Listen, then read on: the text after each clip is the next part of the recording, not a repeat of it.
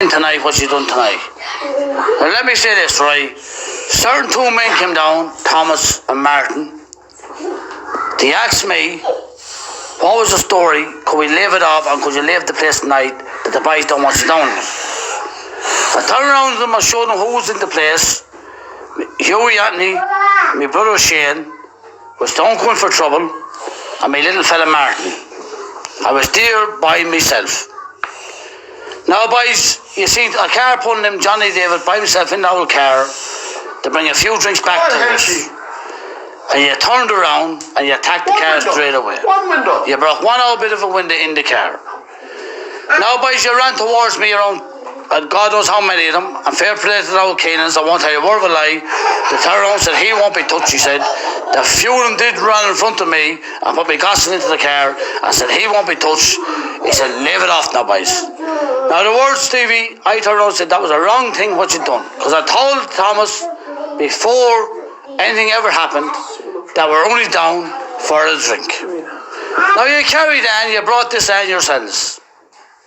You blackguard my brother Johnny when he's in the car by himself tonight bringing down a few old lushes.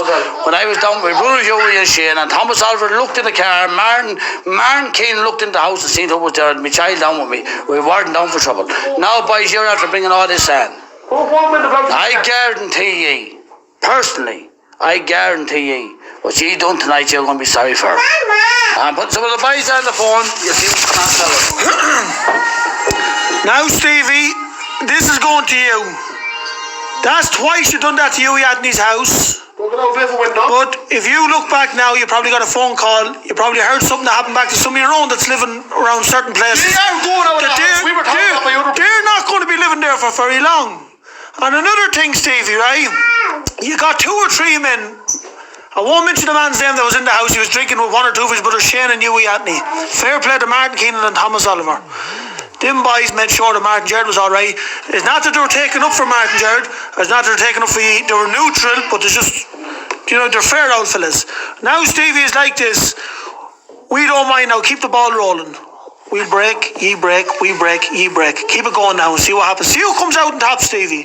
See who comes out on top. You should have left us when it was left. But you only done us a big favour. And all you done anyways was broke a window in Johnny David's car. And the two men were sitting in the car. You should have got them in, not the car. You know what I mean? The raise he got. You should have got them two men, not the car. Oh boys, I came down in that whole car, right? With a few bottles in the back for the other boys that was in the house.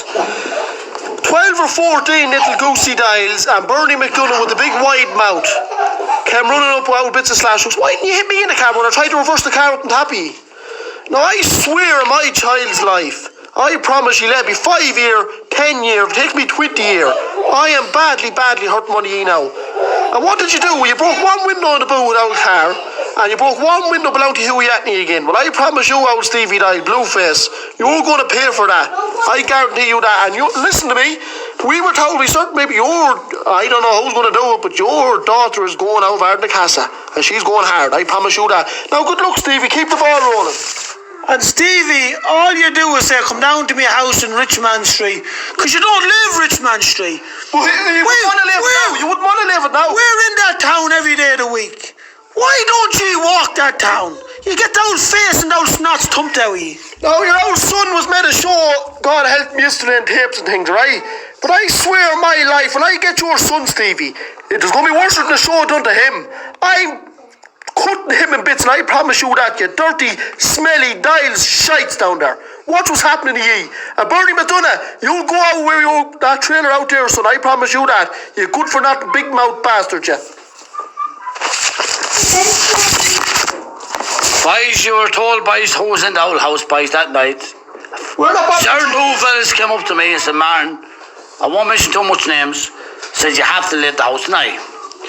That they're not happy with you down there. Now I showed a certain two fellas who was in the house that night.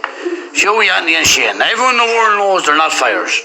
And the two fellas, I'll tell you that was down there. Everyone knows who they are. Thomas and Martin. Now you were told who was in the place. I said, boys, I said, I don't go looking for trouble or bring a little gossip with me, which I did bring a little young fella with me. The minute my brother, one of my brothers, the other two brothers is off somewhere else.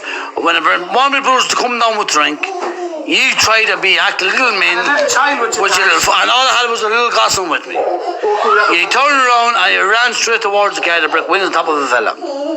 Now, boys, you're bringing this on yourselves. If it doesn't make it how long it takes, I promise you that I am going to put you through hell and back now.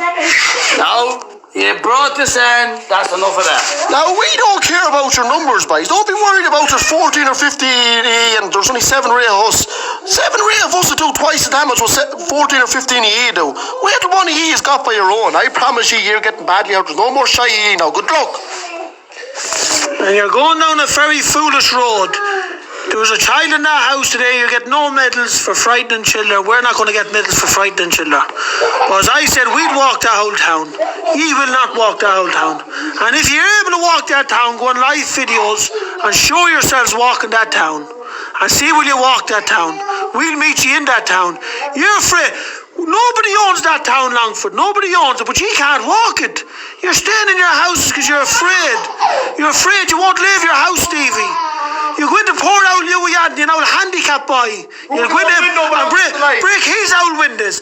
And he's not the full shilling anyways. But that's only an old shed. Some of your people, Stevie, stay in council houses. They can't afford to be getting windows broke. Hop your brain on and walk downtown. It's like when your son Johnny was pulled up the other day in the hop. He was a cowardly little man. He couldn't do nothing. He was caught all of a sudden. Yeah, Johnny was caught all of a sudden and he was cowardly. That's the kind of people you are. There's no blood in your bodies, you're cowardly people. You went down to a house today and you asked where they live. Well, there's no way that, I won't say his name, but he was never going to leave the house when he was asked. The only thing you could do is what you done. And as I said, you broke a car. If you're a right man, you would have got the men that was in the car. You would have got the 2 boys that were sitting in the car and my brother that was sitting in the house roaring and singing all night drinking, but you didn't do that. And he had his child with him. And look, we'll see how it goes now from now on. Now when it was settled, you wouldn't leave it over. It's never settled out. Do you know what I mean? It's never, ever, ever over now. Never. You don't even want anyone coming around. We love it. We love it. All this carry on, we love it. And good luck.